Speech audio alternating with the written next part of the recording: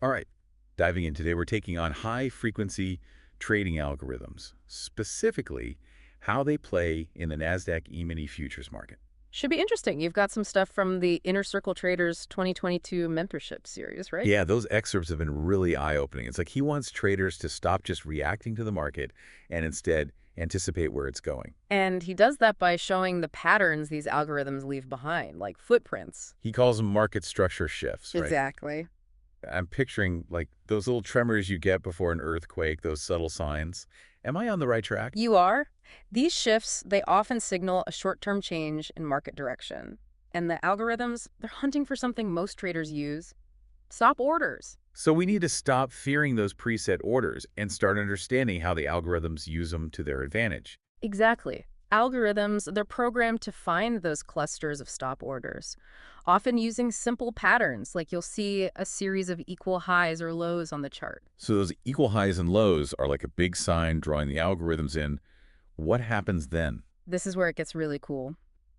The inner circle trader, he points out that right before a big move, you might get this small move in the opposite direction. He calls it a fake run. A fake run. So it's like psychological warfare for trading algorithms. That's it. It's designed to trigger those stop orders, creates liquidity that the algorithm can then exploit. Wow. So they're basically, what, engineering their ideal price action? So Exactly. even something as small as like a 1-minute chart where you break above a recent high or below a recent low, that could be a signal. Precisely. He really emphasizes those little moves, how they're often what sets off those larger swings.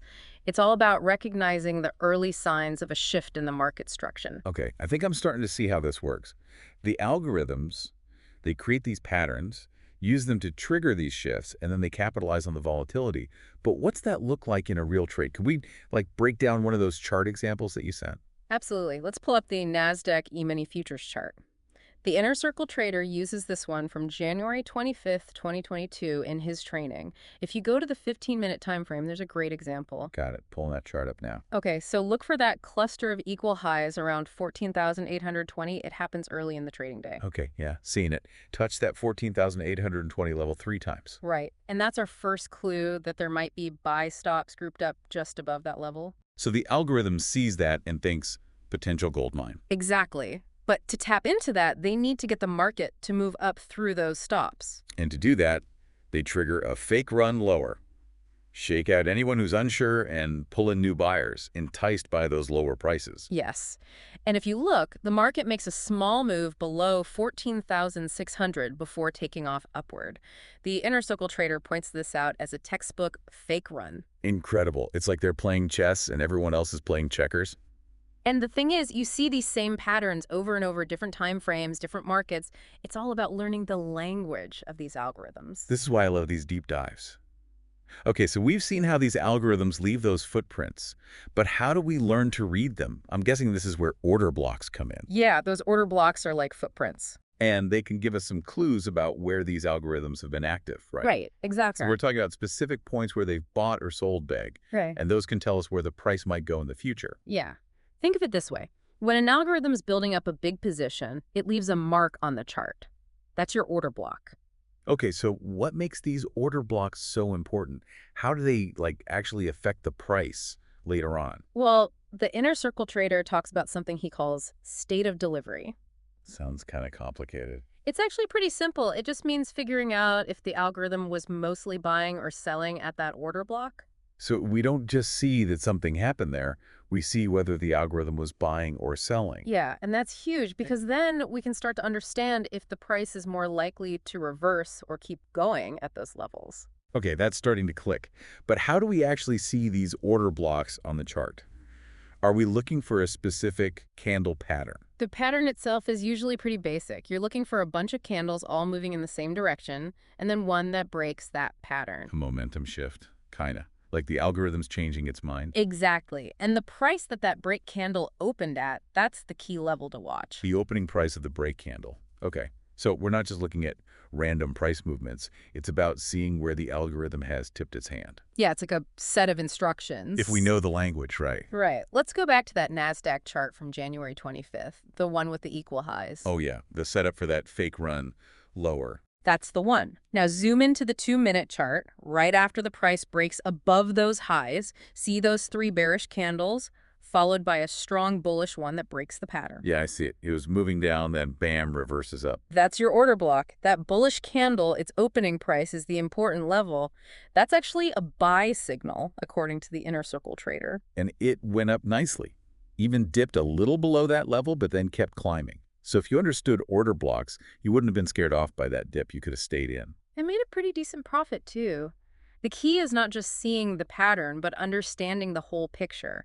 The market structure shift, that fake out, it all ties together. That's what's so cool about this whole approach, you know? Yeah. It's not about blindly following some signal. It's like understanding why the market's moving and using that to make better choices. It makes it feel less random, right? Like you're actually seeing the method behind the madness. That's what the Inner Circle trader is all about. He wants to give you actionable tools. And one of his big things is focusing on the right trading hours. Oh, yeah, when these patterns really pop up. Like knowing the best fishing spots, right? So when are the algorithms most active? Well, he talks a lot about the London session. Okay. That's 2 a.m. to 5 a.m. Eastern time. Early birds? Then there's the New York session, of course. Right. 7 a.m. to 10 a.m. Eastern. So those pre-market hours are really key. Definitely. And you've got that little window right before the equities open, too. At 9:30. 9:30 a.m. Eastern, yeah. Got it. London, New York, pre-market open prime time for finding those patterns. But it's not enough just to be awake, right? Got to know what you're looking at. That's where practice comes in, backtesting. Like reviewing game film, right? Exactly. Look at those historical charts. You can practice spotting market structure shifts, order blocks, fake runs, and you're not risking any real money while you're learning. Yeah.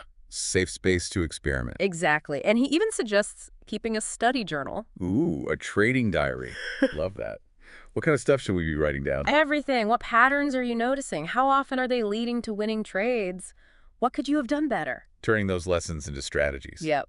That record of what you see, the good and the bad, it's going to be invaluable as you figure out your own trading style. Makes it all personal. That's what the Inner Circle trader does so well. He challenges the usual thinking.